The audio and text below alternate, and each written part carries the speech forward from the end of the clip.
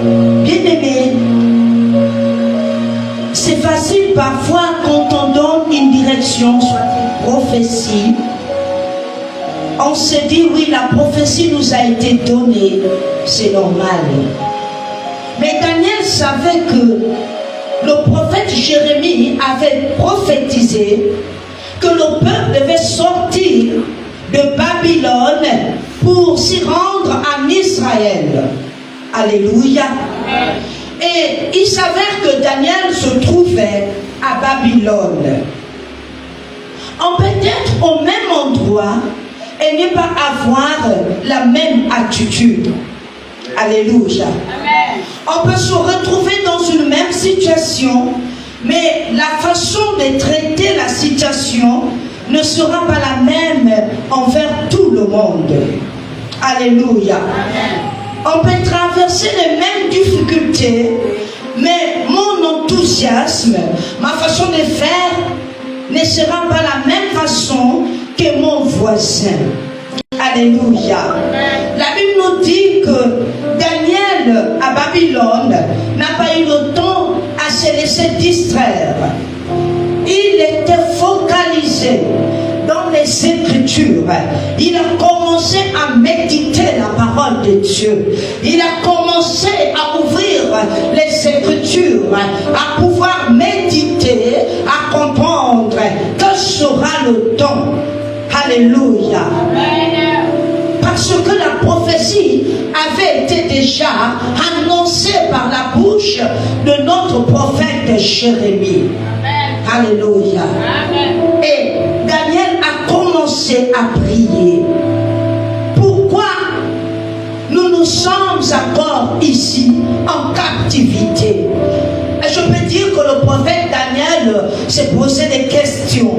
Pourquoi ma situation dure encore?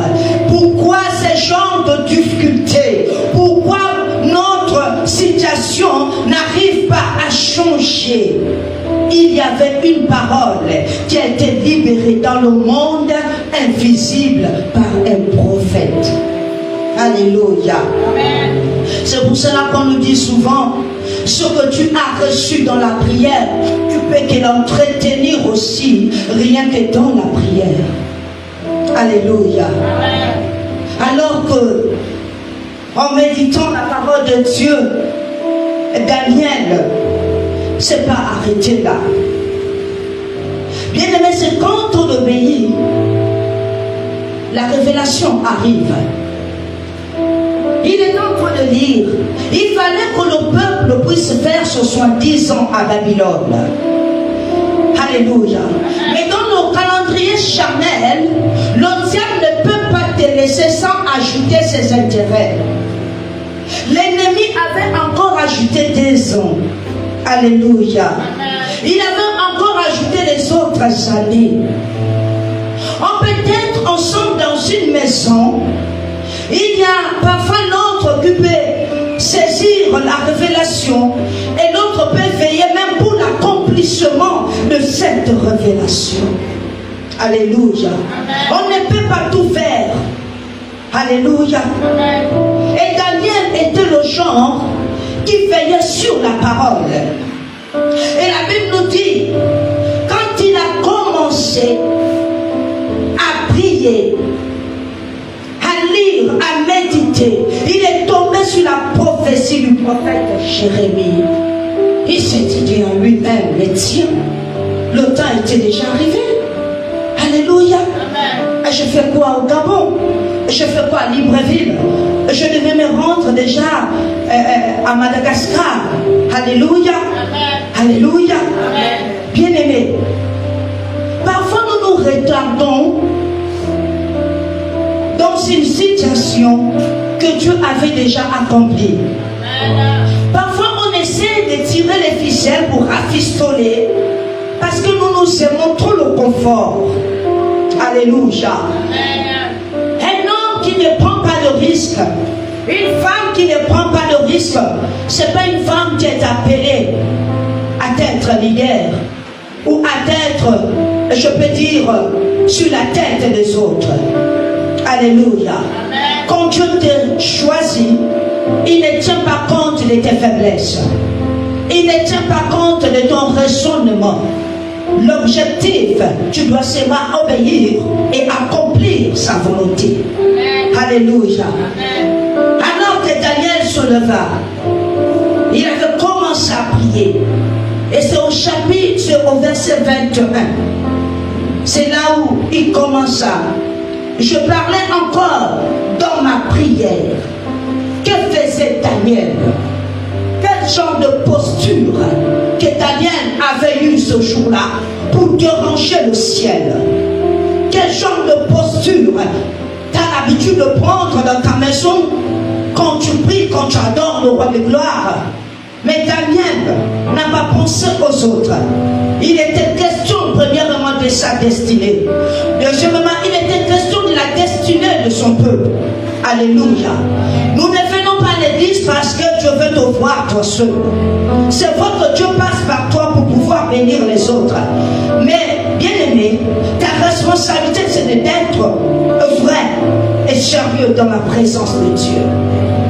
Daniel avait pris la posture de se mettre à genoux. Il priait 3 fois.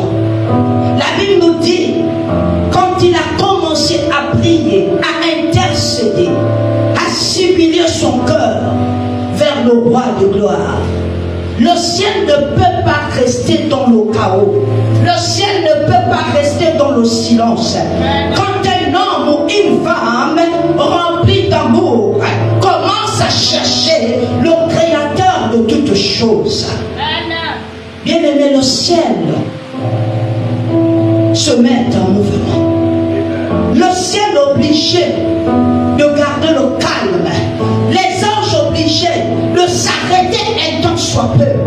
Parce qu'il y a un homme sur la terre qui est en train d'intercéder, qui est en train de prier, pas pour lui, mais pour la délivrance de la nation. Alléluia. Daniel a couché le surnaturel sur son trône. Et la Bible nous dit, quand l'homme Gabriel, et je n'ai pas eu le temps de chercher le prophète, l'homme Gabriel. Pourquoi l'homme est Gabriel? La Bible nous dit que c'est l'ange que l'Éternel avait envoyé chez Marie à Nazareth. Mais ici on nous dit l'homme Gabriel. Et je ne sais pas, prêtez-moi l'expression. Si c'est un homme qui est devenu un ange, ou c'est Jésus, la théophanie. Alléluia. Amen, amen. Les choses de l'esprit sont compliquées. Alléluia. Est-ce qu'on peut acclamer Jésus? Alléluia. Gloire à Jésus. Je vous assure, nous on aime ça. Et dit non, toi aussi. Tu es devenu encore homme comment? Alléluia. Et chez Marie, on nous dit l'ange Gabriel. Mais ici, tu modifies homme Gabriel. Mais Jésus, dis-moi la vérité que c'est toi toujours. Alléluia.